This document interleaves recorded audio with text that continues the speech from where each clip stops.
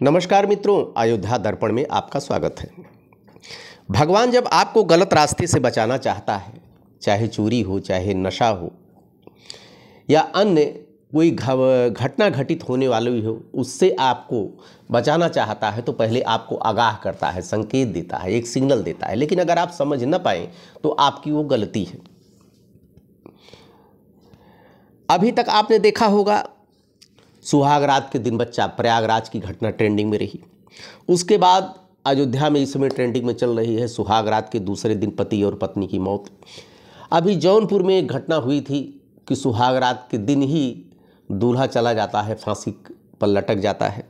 लेकिन अब एक नई घटना सामने आई है, सुहाग रात भी यहाँ नहीं हो रही। सुहाग रात की तो नौबत ही नहीं आई। सिंदूर दान के बाद जयमाल हो जाता है, सिंदूर दान हो जाता है, उसके बाद दुल्हन फरार हो जाती है और किसी के साथ नहीं, अपने सगे भाई के साथ। भदोही की घटना है। अयोध्या की घटना तो 7 मार्च को बारात जाती है। अरे, अयोध्या की घटना 6 मार्च को बारात जाती है और भदोही में, भदोही से बनारस के लिए बारात जाती है 7 मार्च को, एक दिन बाद, एक दिन पहले, ऐसे कुछ। लेकिन जो भदोही में, मतलब कि भदोही में नहीं हुआ, वो अयोध्या में आके हो गया, वो आपके प्रयागराज में हो गया। भदोही से बनारस बारात जाती है, जयमाल होता है, जयमाल के बाद शादी की रस्में निभाई जाती हैं, डाल दिया जाता है, जेवर कपड़े वगैरह जो कुछ दिया जाता है लड़के पक्ष से। 3:30 बजे जब सिंदूर दान का वक्त आता है तो सिंदूर दान भी हो जाता है। सिंदूर दान के बाद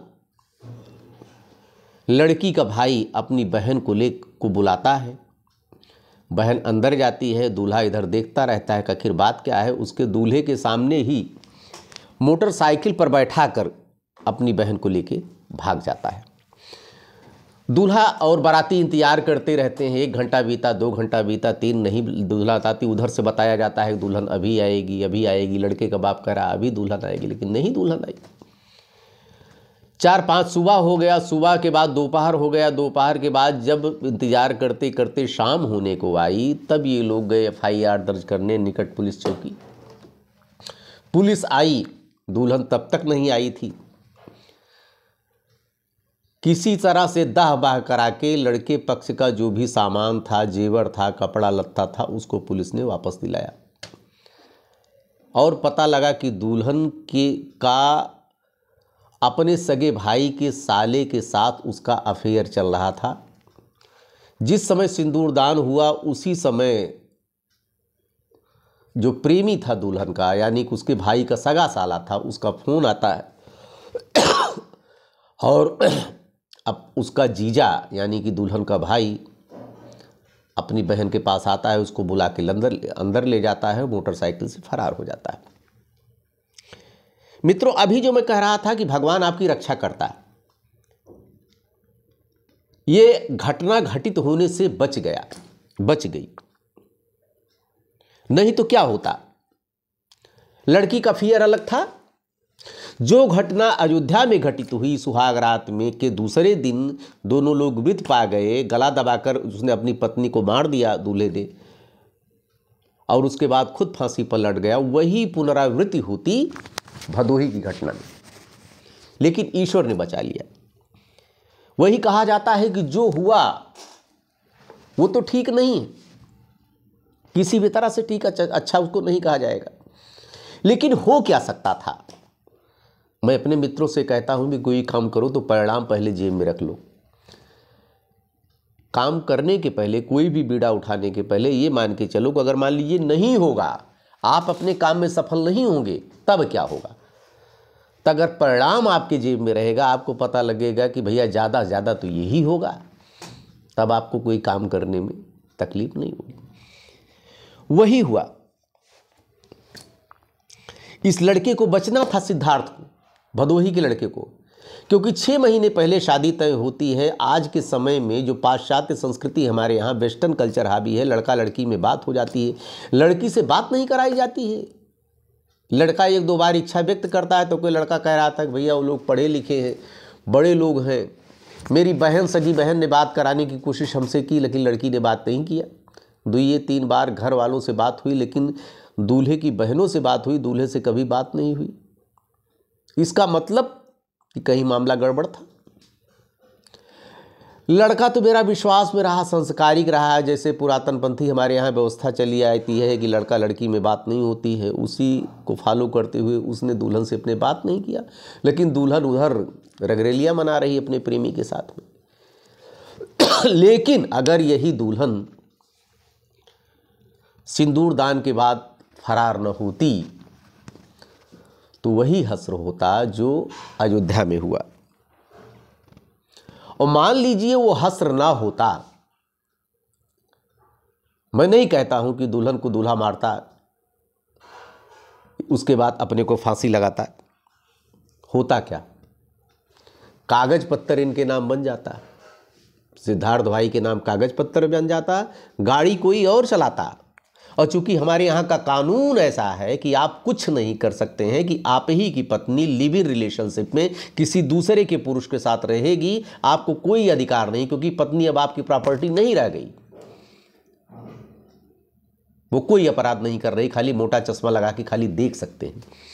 और ये वही देखते लत्ता बने रहते जीवन भर। इनकी पत्नी अपने प्रेमी के साथ चली जाती, उसके साथ लिव इन रिलेशन में रहती, ये कुछ भी नहीं कर सकते थे, इनको मुकदमा दर्ज करने का कोई अधिकार नहीं था, इनकी प्रॉपर्टी पर भी वो दावा कर देती। ज़्यादा दबाव ये तलाक के लिए अगर डालते तो तलाक भी उसको मिल जाता, लेकिन उसको गुजारा भत्ता इनको देना पड़ता और वो अपने प्रेमी के साथ रंगरेलियाँ मनाती। हश्र यही होता। मान लीजिए दोनों एक दूसरे की हत्या है, गलत बात, मतलब कि दोनों लोग जीवित रहते, तब जीते जी भी ये मुर्दा बने रहते, इनका जीवन सुखमय नहीं था। लड़की को तो अपने कर्मों का फल अवश्य मिलेगा, चूंकि जो कर्म किया है, लेकिन लड़के को, सिद्धार्थ को, भदोही वाले लड़के को ईश्वर ने बचा लिया, भगवान ने उसको बचा लिया, उसकी रक्षा की कि कम से कम सुहाग रात की नौबत नहीं आई कि शादी के दिन ही, सिंदूर दान के बाद ही उसकी दुल्हन फरार हो गई अपने प्रेमी के साथ, और उसका सारा सामान मिल गया, जेवर मिल गया, कपड़ा मिल गया, सब कुछ मिल गया।